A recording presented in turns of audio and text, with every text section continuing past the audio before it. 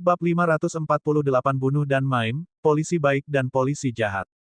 George menoleh ke samping dan meraih pistol di atas meja. Ledakan. Tubuh kekar kristal membentur dinding. Dia berguling dan jatuh ke lantai. Luke dengan tenang berjalan ke arah George, yang berdiri di dekat meja.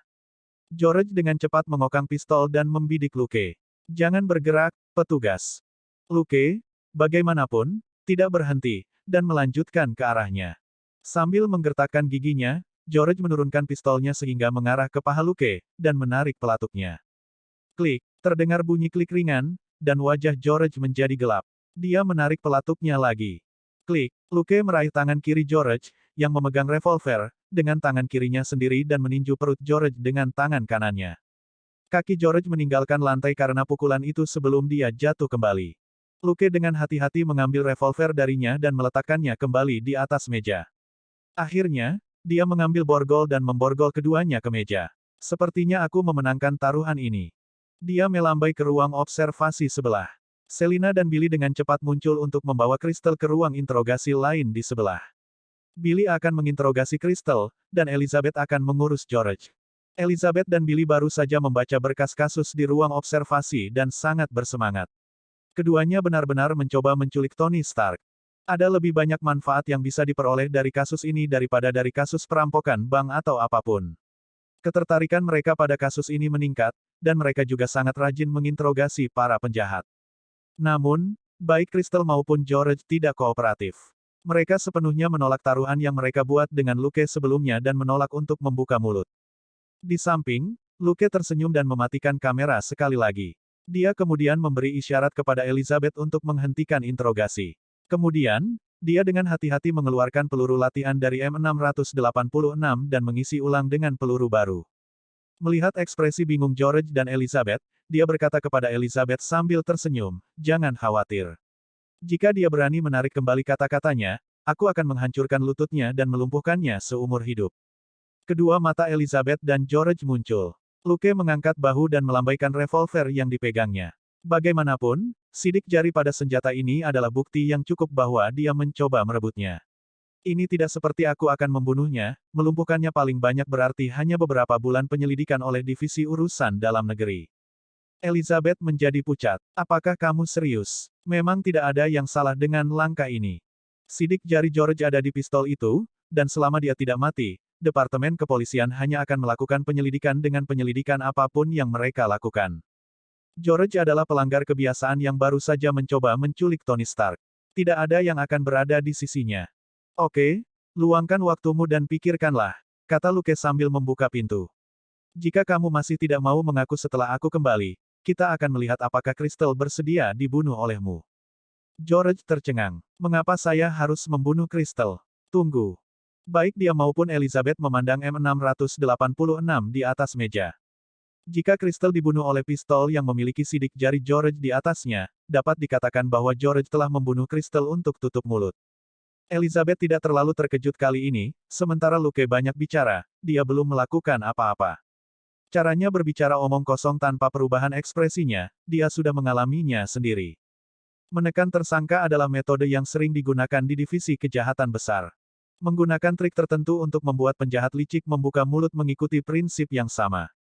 Sesaat kemudian, Luke menarik Crystal ke dalam ruangan. Selina dan Billy tidak mengikutinya. Setelah dia masuk, Luke melambai pada Elizabeth. Pergilah minum kopi di Longe. Anda tidak tahu apa-apa tentang apa yang terjadi selanjutnya, oke. Petik 2. Elizabeth bertanya dengan serius, Luke, apakah ini benar-benar pantas? Anda telah membunuh banyak tersangka baru-baru ini. Divisi Urusan Dalam Negeri akan menyelidiki Anda jika yang lain mati. Petik 2. Luke tidak menganggapnya sebagai masalah besar. Itu tidak masalah. Mereka hanya bisa menyelidiki saya. Apakah Anda pikir mereka bisa memecat saya? Terima kasih untuk pengingatnya. Kamu bisa pergi sekarang. Ragu-ragu sejenak, Elizabeth akhirnya menghela napas. Cobalah untuk tidak membunuh mereka, oke. Dia tanpa sadar melirik Crystal. Kasihan di matanya membuat Crystal dingin. Lucas berkata, aku tahu. Dia mendorongnya keluar dari ruangan saat dia berbicara. Menutup pintu ruang interogasi, Luke mengambil M686, tindakannya nyaris sangat hati-hati. Tapi baik Crystal maupun George tidak tertawa, karena cara aneh dia mengambil pistol itu adalah dengan menyimpan sidik jari di sana, yang merupakan petunjuk berbahaya. Luke berkata dengan tenang, aku benci orang yang tidak menepati janjinya. Semua yang tidak dapat dipercaya harus dibunuh. Apakah kamu siap, Crystal? Pada hitungan ketiga. Mengatakan itu, dia mengeluarkan Glock dan mengarahkannya ke lutut George. 3, 2, tunggu, aku akan bicara. Crystal tiba-tiba berteriak. Satu pistol hanya ditujukan ke kaki George, sedangkan senjata lainnya ditujukan ke kepala Crystal. George akan lumpuh paling buruk, tetapi Crystal pasti akan mati. Bagaimana dia bisa mentolerir perbedaan perlakuan ini? Mengapa George bisa hidup saat dia meninggal, ketika keduanya tahu hal yang sama persis? George berkata dengan marah, dasar bodoh, ini tipuan. Lucas mengangkat alisnya. Apakah begitu? Lalu bertahanlah sebentar. Kemudian, dia membalikkan Glock dan memberikannya kepada Crystal. Ini, ambil senjata ini. Aku akan meledakkan kepala George, dan mematahkan kakimu nanti. George dan Crystal mengingat pistol sebelumnya yang telah diisi dengan peluru latihan. Mereka berdua mengutuk, polisi sialan, kamu pikir kami idiot. Tetapi ketika Crystal tanpa sadar melirik George, dia memperhatikan ketakutan dalam ekspresi yang terakhir, lalu menyadari apa yang sedang terjadi. Ternyata kaki tangannya inilah yang menipunya. Crystal menggertakkan giginya. Tidak dibutuhkan, aku akan memberitahumu segalanya tentang penculikan Stark. Aku tahu semua yang dia tahu. Wajah George tidak lagi gelap, tapi biru. Dengan cara ini, dia benar-benar menjadi benar-benar tidak berharga. Skema Luke jelas, hanya satu dari mereka yang bisa hidup. Bukannya dia dan Crystal adalah saudara angkat, mereka tidak akan pernah mati untuk satu sama lain. Polisi pro dalam mengatur kesulitan ini bagi para tahanan. Menyingkirkan Glock, Luke mengangguk puas, membuka pintu, dan berkata kepada Elizabeth, seseorang, bawa Crystal pergi untuk merekam pernyataannya. Elizabeth, yang bersandar di dinding dekat pintu, mengucapkan, kerja bagus, tanpa suara dan mengacungkannya. Luke memberi isyarat kembali untuk menunjukkan bahwa dia juga melakukannya dengan baik. Perilaku mereka di ruang interogasi secara alami semuanya menjadi pertunjukan.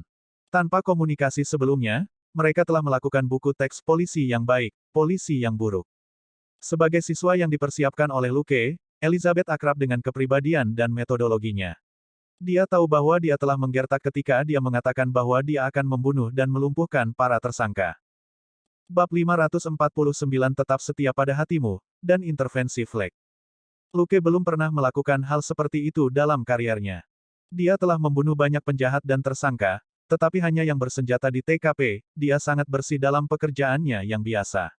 Di divisi kejahatan besar, dia dan Selina menerima pengaduan paling sedikit, dan itu pun pengaduan paling kecil. Jika tidak, Dustin dan Elsa tidak akan begitu pantang menyerah menghadapi tekanan dari divisi urusan dalam negeri. Selina dan Billy keluar dari ruang observasi. Billy juga mengacungkan jempol. Selina tidak terkesan sama sekali. Dia terlalu akrab dengan rutinitas.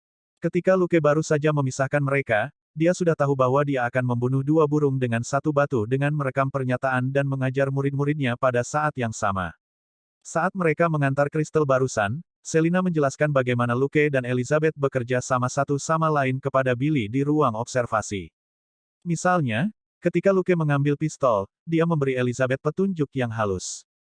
Berpura-pura terkejut, Elizabeth mengedipkan matanya, yang merupakan sinyal untuk oke. Ada banyak detail kecil, dan Selina secara kasar menjelaskan semuanya. Luke bukan satu-satunya guru, Selina juga setengah guru bagi Elizabeth dan Billy, yang juga sangat menghormatinya. Sesaat kemudian, Billy akhirnya membuka pintu dan membawa Crystal pergi seolah-olah tidak terjadi apa-apa. Kemudian, Elizabeth kembali ke ruang interogasi dan memandang George, yang marah pada rekan setimnya yang konyol. Dengan Crystal di sekitar, pengakuannya tidak terlalu penting. Sebuah pengakuan tidak dapat digunakan sebagai bukti langsung untuk menghukum seorang penjahat, tetapi itu dapat mempengaruhi hukuman hakim. Hal paling cerdas yang seharusnya dia lakukan adalah mengaku lebih cepat dan menyalahkan kejahatan pada Crystal, atau dia harus disalahkan atas percobaan penculikan. Dalam waktu kurang dari 1 jam, pernyataan keduanya diambil. Luke mengatakan sesuatu kepada Billy, yang mengangguk cepat dan pergi. Luke juga memainkan beberapa putaran blackjack dengan dua penculik yang lewat. Butuh waktu kurang dari 2 menit untuk memenangkan pertandingan melawan mereka masing-masing. Billy kembali dengan belenggu yang digunakan untuk penjahat. Belenggu itu mengikat tangan dan kaki bersama-sama, yang mencegah seorang tahanan bergerak cepat. Atas peringatan Luke yang disengaja, Billy membawa belenggu terberat bagi kedua penculik itu. Setelah Billy membelenggu mereka, Luke memeriksa belenggu itu sekali lagi sebelum mereka membawa kedua tersangka ke sel tahanan. George dan Crystal ditempatkan di sel terpisah. Luke secara khusus memperingatkan para penjaga untuk memberi perhatian khusus pada kedua orang ini. Ketika semuanya selesai, sudah hampir pukul 11. Melihat Elizabeth dan Billy, Luke berkata sambil tersenyum, "Seperti biasa, Anda dapat menindaklanjuti kasus ini, kecuali jika Anda tidak mau." Secara alami, mereka berdua tidak keberatan. Dengan cara ini, mereka dapat berbagi penghargaan untuk kasus ini, tetapi itu berarti bahwa mereka akan mengurus dokumen dan formalitas yang membosankan setelah ini. Sejak dia mendapatkan dua siswa ini, Luke mengendurkan pekerjaannya sendiri dengan cara ini. Sebaliknya, Elizabeth dan Billy tidak bisa lagi disebut detektif pemula. Jumlah kasus yang mereka tangani dan prestasi mereka sudah cukup untuk diakui oleh para detektif senior di divisi mereka. Membantu Luke menutup kasus berarti mereka melihat lebih banyak dan memperoleh pengalaman dengan kasus-kasus yang melibatkan penjahat licik, yang membuat mereka lebih mampu. Melihat wajah mereka, Luke mengingatkan mereka, "Jangan begadang malam ini. Pulanglah dan istirahatlah. Anda bisa menyelesaikan pekerjaan besok." Petik 2. Karena dia mengatakan itu, Elizabeth dan Billy setuju. Mereka berkemas, dan semua orang pergi ke tempat parkir. Di tempat parkir, Billy mengucapkan selamat tinggal kepada semua orang dan pergi lebih dulu. Elizabeth, yang tinggal di belakang, berkata kepada Luke, "Luke, bisakah kita bicara?" Melihat Selina, dia menambahkan, "Ini tentang Boomtown." Lukas mengangguk. "Ayo pergi. Kami akan mengantarmu pulang. Mari kita bicara di jalan." Sebenarnya, itu bukan sesuatu yang terlalu rumit. Sheriff Samantha, Ibu Elizabeth, adalah pemegang saham dan supervisor untuk perusahaan pertambangan yang baru.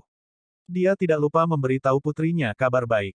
Elizabeth telah merencanakan untuk pergi ke rumah Luke malam ini, tetapi merasa bahwa dia mungkin terlalu cemas untuk menyampaikan apa yang ingin dia katakan, jadi dia tetap di belakang untuk menenangkan diri dengan bekerja lembur bersama Billy. Pada akhirnya, Luke benar-benar muncul di kantor polisi malam itu dan meminta bantuan untuk sebuah kasus. Bekerja dengan kecepatan yang familiar bagi Luke, hatinya berangsur-angsur menjadi tenang. Ibunya Samantha hanya memiliki 5% saham di perusahaan pertambangan baru, tetapi Luke memiliki 5 kali lipat. Luke pasti mengetahui berita itu lebih awal daripada dia, tetapi pergi untuk menangkap dua tersangka di tengah malam. Dia tampaknya tidak terpengaruh oleh berita tentang tambang emas sama sekali. Jika itu masalahnya, mengapa dia membiarkan imajinasinya menjadi liar? Dia bahkan mengingat pertanyaan yang Luke tanyakan padanya sejak lama, "Jika Anda tiba-tiba menjadi kaya, apakah Anda masih akan terus melakukan pekerjaan ini?" Jawabannya sama sekarang seperti dulu. Selama dia tetap setia pada hatinya, dia mungkin bersemangat untuk menjadi kaya, tetapi tidak perlu berlebihan. Setelah mereka mengantar Elizabeth pulang, Selina melihat dia melambai ke arah mereka di kaca spion, dan dia menghela nafas. "Aku pikir kamu bercanda saat itu, tapi dia benar-benar kaya sekarang." Luke merasa geli. "Apakah kamu berbicara sendiri sekarang?" Selina berpikir sejenak, dan mengakui hal itu bisa terjadi. Jutaan dolar akan cukup bagi kebanyakan orang untuk menjalani sisa hidup mereka dalam kemewahan, selama mereka tidak kehilangan kendali atas diri mereka sendiri. Namun, kebanyakan orang tidak mampu melakukan itu, sangat umum bagi mereka untuk kehilangan akal begitu mereka tiba-tiba menjadi kaya.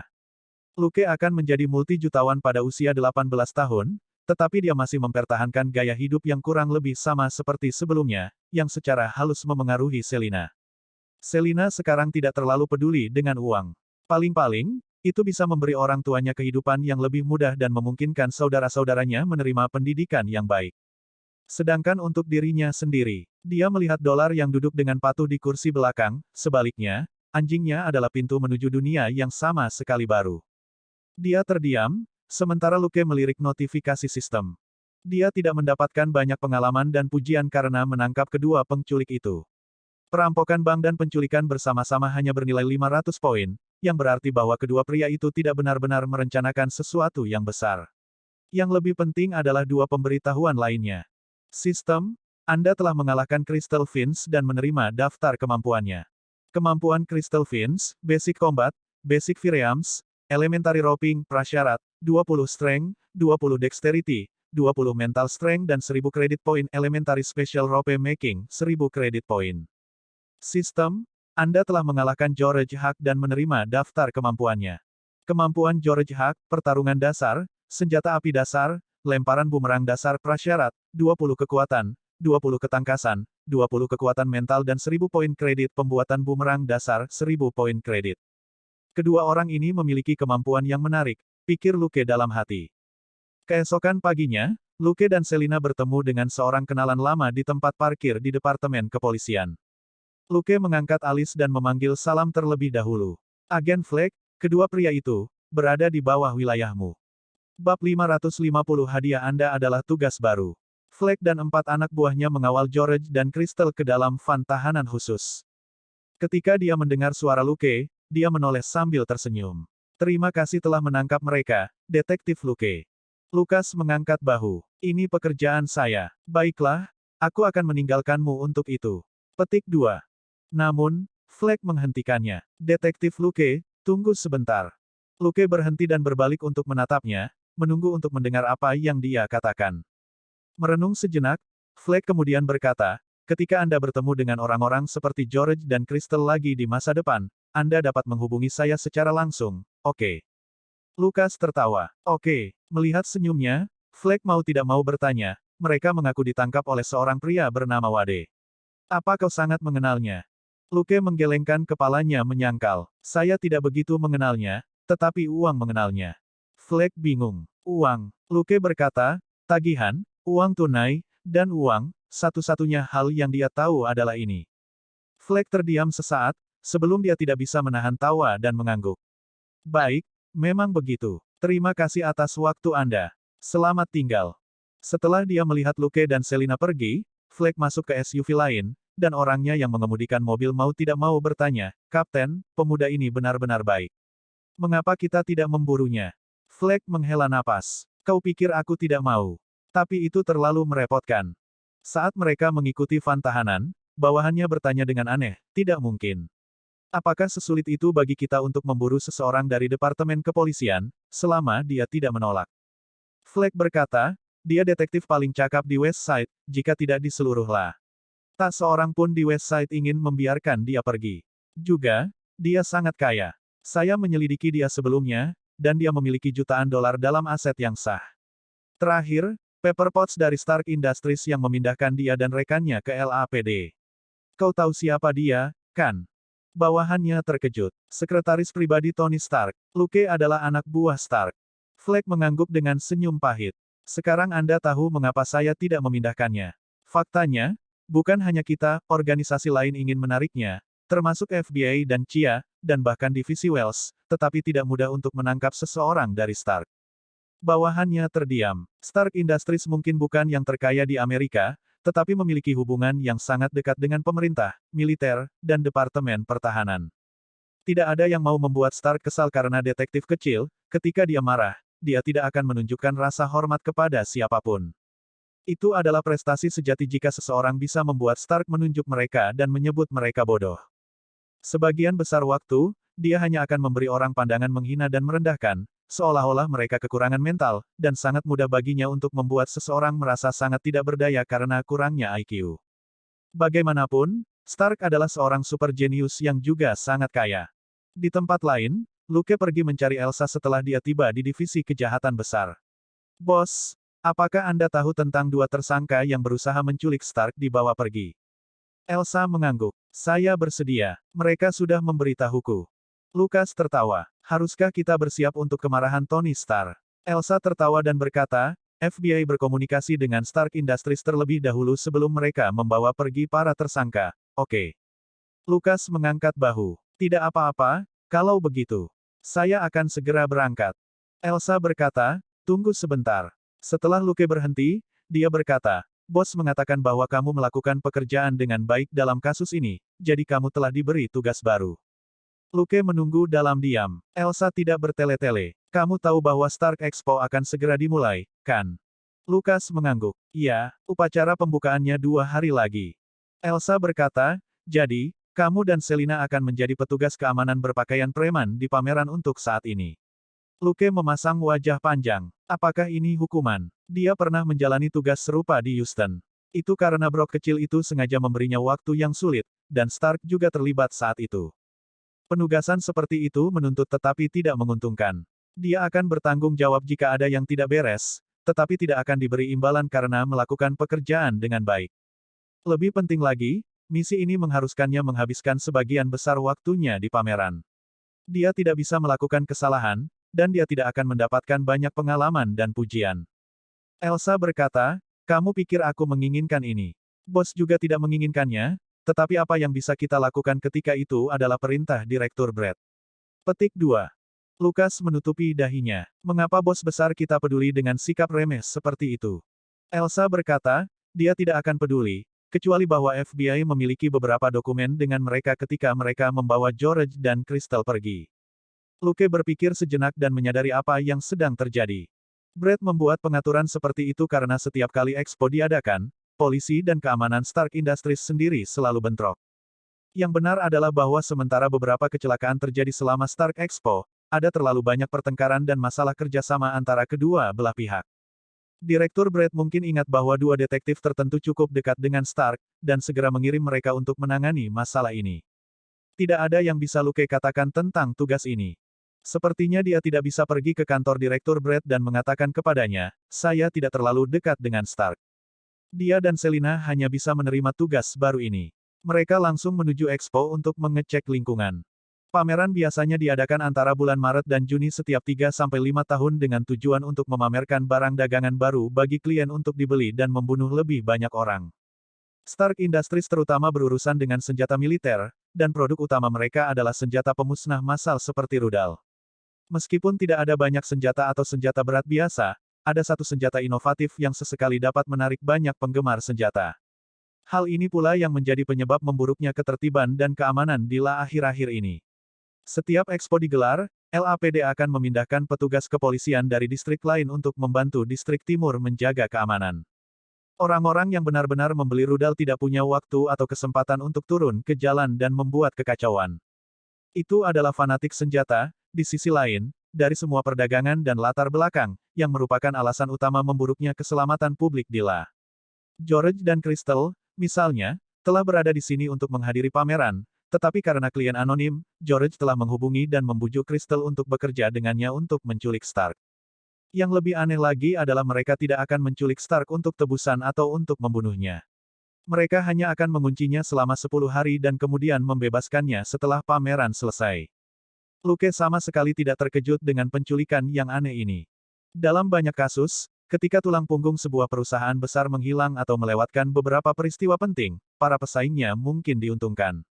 Bagaimanapun, mereka hanya perlu menemukan dua idiot berkepala lumpur untuk mencobanya. Itu murah dan bebas risiko. Banyak orang tidak keberatan mencobanya. Bab 551 Hamburger terbaik, dan Takagi lagi. Stark Industries adalah perusahaan besar dan kuat, tetapi akan sulit untuk menemukan pelakunya karena memiliki terlalu banyak musuh. Sulit menebak siapa dalam penculikan itu jika motif mereka tidak jelas. Dan bahkan jika mereka mengungkapkan motif mereka, masih mungkin bahwa ini adalah pengaturan oleh orang lain untuk mengambil keuntungan dari kekacauan ini. Memikirkan masalah ini, Luke berkeliaran di sekitar Stark Industrial Park di sisi timur Los Angeles bersama Selina. Ada banyak pabrik terbengkalai di daerah ini. Disinilah basis operasi manufaktur pertama Stark didirikan, sampai mereka pindah ke lokasi yang lebih murah. Namun, sebagai perusahaan yang tidak kekurangan uang, mereka mempertahankan basis aslinya, dan beberapa departemen R&D dan produksi masih ada di sini. Pada saat yang sama, tempat ini berfungsi sebagai tempat untuk segala macam kegiatan skala besar oleh Stark Industries. Berkat kemakmuran perusahaan, lokasi penelitian dan manufaktur tingkat kedua ini bersih dan rapi, dan memiliki lingkungan terbaik di lingkungan itu. Tanaman hijau, lanskap, jalan-jalan, dan fasilitas bahkan lebih baik daripada yang ada di pusat kota. Tempat ini juga cukup aman. Departemen Kepolisian Eastside telah mengerahkan pasukan polisi yang besar di sini, yang melakukan tindakan keras terhadap kegiatan kriminal di daerah ini. Ditambah dengan keamanan Stark Industries sendiri, tempat ini hampir seperti bunga teratai putih di rawa lumpur. Luke tidak bisa menahan tawa ketika dia memikirkan itu. Selina bingung. Ada apa? Sambil tersenyum, Luke menceritakan apa yang dia pikirkan, tetapi Selina tidak tertawa. Dia bertanya dengan aneh, saya pikir itu deskripsi yang akurat. Apa yang lucu? Luke merasa geli. Hanya dia yang tahu betapa menghinanya ungkapan, bunga teratai putih, satu, di kehidupan sebelumnya. Dia tidak repot-repot menjelaskan, dan langsung pergi ke restoran yang tidak jauh dari tempat pameran. Aku akan membeli makan siang. Biasa. Selina berkata, es krim ekstra hari ini. Gold Nugget langsung mendengking dari jok belakang. Itu adalah nugget emas yang berkata, bagaimana dengan saya? Luke berkata sambil tersenyum, oke, 2 es krim besar, kan? Nugget emas mengeluarkan gonggongan. Luke dan Selina keluar dan memasuki restoran cepat saji. Mereka segera kembali dengan setumpuk besar makanan. Untungnya, baik mereka maupun anjing tidak pilih-pilih makanan. Meskipun Luke suka memasak makanannya sendiri, dia tidak keberatan membelikannya sesekali. Dia baik-baik saja dengan makanan cepat saji seperti hamburger, sandwich, dan ayam goreng. Nugget emas tidak mengeluh asalkan memiliki makanan yang sama dengan mereka. Mereka baru saja keluar, ketika mereka melihat sebuah Rolls-Royce Phantom berhenti di depan restoran cepat saji, dan seorang satpam yang gemuk keluar. Luke tidak menyapanya ketika dia melihatnya. Dia pergi begitu saja ke mobilnya. Ekspresi satpam gendut itu berubah saat melihat Luke dan Selina, tapi dia juga tidak menyapa mereka. Mereka melewati beberapa meter dari satu sama lain. Luke dan Selina masuk ke mobil dan pergi ke taman tidak jauh. Taman ini berada tepat di seberang kompleks bangunan utama di kawasan industri, dan menghadap pintu masuk. Ada banyak pohon pendek di taman yang tidak menghalangi pandangan tetapi masih bisa memberikan keteduhan bagi pengunjung. Saat itu hampir tengah hari. Langit telah cerah dan tak berawan. Tidak ada apa-apa selain langit biru tanpa batas yang bisa dilihat. 2 orang dan 1 anjing bersembunyi di tempat teduh yang besar di bawah pohon, dan mengeluarkan makanannya. Selina secara khusus mengingatkan Gold Nugget untuk makan lebih pelan. Mereka ada di depan umum sekarang, dan anjing itu tidak bisa makan lusinan kilogram sekaligus. Nugget emas sudah terbiasa, tapi itu bisa menekan dorongan dolar untuk melahap makanannya sehingga menghabiskan setiap hamburger dalam 3 suap, yang sangat sulit. Luke mengeluarkan hamburger dan menggigitnya sebelum mengangkat alis. Hamburger ini pasti sepadan. Meskipun hamburger, yang harganya $50, cukup mahal, dia mencicipi banyak bahan di dalamnya. Roti dan daging di hamburger berkualitas tinggi, dan porsinya murah hati. Keju di hamburger juga terasa enak. Tidak heran itu dijual dengan harga tinggi. Meskipun ada pizza yang harganya masing-masing $200, pizza itu terbuat dari kaviar, foie gras truffle hitam, dan emas yang bisa dimakan. Mereka mahal, tapi mungkin tidak begitu enak. Hamburger ini, di sisi lain, menggunakan bahan-bahan berkualitas tinggi, tetapi tidak semahal pizza emas. Itu pasti sepadan. Itu adalah menu paling mahal di restoran itu dan jumlahnya terbatas. Menurut pelayannya, hamburger hanya bisa dibeli sebelum jam makan siang setiap hari jika Anda tidak ingin rugi. Ketika Luke bertanya mengapa, pelayan itu menunjuk ke gedung Stark Industries sambil tersenyum. Luke samar-samar ingat bahwa sepertinya seorang playboy tertentu terobsesi dengan hamburger. Setelah menyelamatkan dunia, satu hal yang dia inginkan adalah hamburger. Tidak heran hamburger restoran ini sangat terkenal dan mahal meskipun tidak memiliki gimmick. Tony Stark sama sekali tidak peduli dengan kaviar, foie gras truffle hitam, atau emas yang bisa dimakan, itu hanya burger keju terlezat yang pernah ada. Selina makan dengan sangat gembira di samping dan tidak mengeluh sama sekali, yang sangat tidak biasa.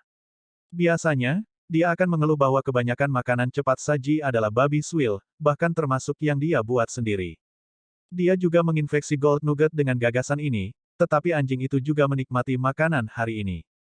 2 orang dan 1 anjing menikmati makan siang mereka yang damai. Tiba-tiba, sebuah mobil menepi tidak jauh, dan seorang lelaki tua diikuti oleh 3 orang lainnya keluar. Ketika Luke memperhatikannya, dia merasa agak aneh, tetapi bangkit dengan senyum untuk menyambutnya. Halo, Tuan Takagi. Orang tua itu ternyata Takagi, Presiden Nakatomi Corporation, yang sudah lama tidak dilihat Luke.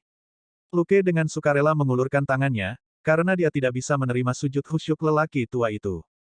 Takagi bebas untuk membungkuk, tapi Luke tidak begitu menyukainya. Setelah mereka berjabat tangan, Takagi berbicara dengan gayanya yang serius. Detektif Luke, Anda harus memaafkan saya karena tidak pernah mengunjungi Anda secara langsung. Akan sangat merepotkan jika Anda benar-benar datang. Luke bergumam dalam hati, tetapi dia berkata sambil tersenyum, kamu terlalu baik, Tuan Takagi. Terima kasih telah memahami bahwa saya sibuk dengan pekerjaan, dan terima kasih atas hadiah Anda. Meskipun mereka tidak pernah bertemu lagi setelah perampokan di Nakatomi Plaza, Takagi telah mengirim Luke bahan makanan khusus dan mahal sebagai hadiah setiap festival besar. Hadiah lain mungkin membuat Luke mendapat masalah, tetapi bahan makanannya baik-baik saja. Takagi benar-benar perhatian dan sopan. Karena kesopanannya, Luke tidak bisa mengabaikannya. Saat mereka mengobrol, Luke mengetahui bahwa Takagi ada di sini untuk menghadiri pameran juga. Namun, dia tidak di sini untuk membeli apapun, dia hanya menemani klien utama. Klien belum datang, dan Pak Takagi melihat Luke dalam perjalanan ke sini, jadi dia berhenti untuk menyapa. 1. Wanita jahat yang berpura-pura tidak. Bab 552 Pembukaan Expo, dan pengiriman non-stop. Beberapa menit kemudian, seorang pria parubaya di belakang Takagi terbatuk. Takagi kemudian mengucapkan selamat tinggal pada Luke. Jelas, sudah waktunya untuk janji dengan klien utama. Luke mengucapkan selamat tinggal padanya dengan sopan dan mengantar orang tua itu pergi. Setelah mobil Takagi pergi, Luke berjalan kembali sambil tersenyum. Segala sesuatu tentang dia hebat, kecuali dia tidak harus begitu sopan. Selina menepuk dadanya. Untung bukan aku yang menyelamatkannya, punggungku akan patah karena semua membungkuk itu. Luke sangat setuju. Setelah pertemuan kebetulan itu, tidak ada orang lain yang mengganggu mereka saat mereka menikmati makan siang dengan tenang. Saat Luke pulang ke rumah pada siang hari, dia dan Selina menganalisis situasinya. Situs itu terlalu besar, dan itu bukan yurisdiksi kami. Stark Industries juga memiliki pengamanan yang ketat. Kami tidak akan dapat menggunakan kamera pengintai di mobil untuk memantau area sensitif di lokasi, atau menerbangkan drone untuk memantau lingkungan. Kami hanya bisa mengandalkan diri kami sendiri. Selina juga merasa tidak berdaya. Jika itu adalah perusahaan lain, yang harus mereka lakukan hanyalah memasang kamera pengintai di beberapa lokasi utama. Ditambah dengan beberapa drone, ini bisa menjadi tugas yang mudah, dan mereka tidak perlu berpatroli dengan berjalan kaki sama sekali. Dia hanya bisa berkata, biarkan Gold Nugget membantu. Ini jauh lebih baik daripada anjing polisi. Gold Nugget merengek sedih, tetapi tidak tahu apa yang harus diprotesnya. Memang lebih baik dari anjing polisi, tapi tetap saja tidak suka dibandingkan. Lukas mengangguk. Baik, jika kita harus berpisah, Anda akan membawa nugget emas, tetapi jangan lupa aturan keselamatan. Petik 2. Gold Nugget menyalak lagi untuk menunjukkan bahwa dia sudah mengingat mereka. Luke menghibur anjing itu sambil tersenyum. Melindungi Selina tanpa mengekspos diri sendiri akan menjadi hal jangka panjang. Bukannya aku tidak mempercayaimu, tapi aku harus mengingatkanmu jika perlu. Melihat nugget emas terdiam, dia menghiburnya lagi. Lihat, ada 5 burger kualitas terbaik yang aku beli di siang hari. Mereka masing-masing berharga $50. Apakah Anda tahu untuk siapa itu? Tony Stark, salah satu orang terkaya di dunia. Mata kecil seperti kacang emas nugget dipenuhi dengan rasa ingin tahu. Luke tahu bahwa pria ini baru-baru ini tertarik pada uang, dan dia menjelaskan, ambil rumah yang kita tinggali, misalnya. Dia bisa membeli 100 dari mereka dengan uang yang dia hasilkan dalam satu hari. Selin tercengang. 100. Villa Luke bernilai $1 juta, dan 100 diantaranya berarti $100 juta. Dia tidak bisa membayangkan apa artinya mendapatkan 100 juta sehari. Lukas mengangkat bahu. Itu hanya tebakanku. Anda tidak dapat mengambil laporan keuangan publik tentang berapa banyak Stark Industries membuat setiap tahun pada nilai nominal. Bagaimanapun, uang yang dia hasilkan dalam sehari sudah cukup bagi kita untuk memiliki burger terbaik seumur hidup. Petik 2. Tanda-tanda dolar yang berkilauan tampak berkedip di mata Gold Nugget. Melihat anjing itu, Luke terbatuk dan berkata, tentu saja, Stark Industries sebagian besar berfokus pada senjata militer, dan secara umum, perusahaan seperti ini lebih kasar dan tidak keberatan menggunakan metode penelitian seperti menguliti dan mengiris. Nugget emas gemetar dan segera terbangun dari godaan uang. Bahkan jika saya menjadi kaya, saya tidak bisa membeli makanan enak untuk dimakan jika saya mati. Ada bisikan di hatinya. Bagaimana jika iblis menggertak? Segera ada jawaban dari suara lain. Jangan lupa apa yang kita lihat dalam ingatan Selina. Jika agen rahasia itu benar-benar menangkap kita, mereka pasti akan menyiksa kita untuk penelitian, suara pertama membantah. Baiklah, manusia di dunia ini benar-benar kejam. Mari kita berbaring di sisi Selina sampai kita memiliki pemahaman yang lebih baik tentang situasinya. Suara lainnya langsung menyerah. Selama simbiosis, Gold Nugget telah belajar banyak pengetahuan umum melalui Selina. Dalam pikiran Selina, militer dan beberapa organisasi penelitian pemerintah AS seperti neraka. Meskipun tayangan ini pada dasarnya berasal dari film dan TV, Gold Nugget mempercayainya tanpa keraguan. Itu karena Selina sangat mempercayai mereka sendiri. Semuanya damai sehari sebelum pembukaan pameran. Luke dan Selina menghabiskan hari itu dengan membiasakan diri dengan Stark Industrial Park. Tidak ada yang terjadi yang membutuhkan intervensi mereka. Pada hari upacara pembukaan pameran, mereka tiba di tempat tepat waktu dan melihat gerombolan mobil dan orang membanjiri lokasi. 100 petugas polisi telah dikerahkan dari Departemen Kepolisian Eastside untuk membantu menjaga ketertiban, tetapi masih terjadi kekacauan total.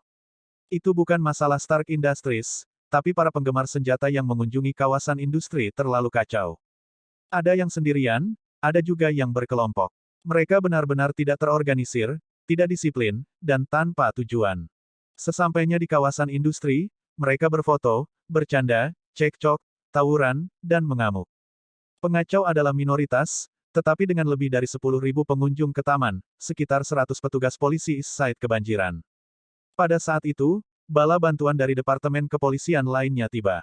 Siapapun yang membuat masalah dan tidak mendengarkan alasan digiring ke mobil patroli dan dikirim langsung ke sel tahanan sementara di Departemen Kepolisian. Jika mereka tenang, mereka akan dibebaskan pada malam hari. Jika mereka tidak tenang, mereka akan ditahan selama 24 hingga 48 jam. Jika mereka masih tidak mau menyerah, mereka hanya akan ditangkap selama ada bukti pelanggaran mereka, dan mereka akan didakwa nanti.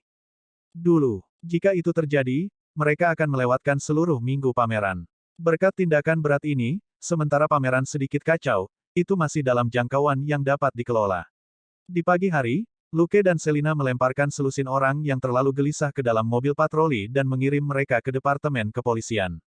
Mereka tidak terlalu rajin, dan tidak peduli dengan orang-orang yang hanya membuat keributan kecil, atau mereka tidak punya waktu untuk minum air atau bahkan kencing sepanjang pagi.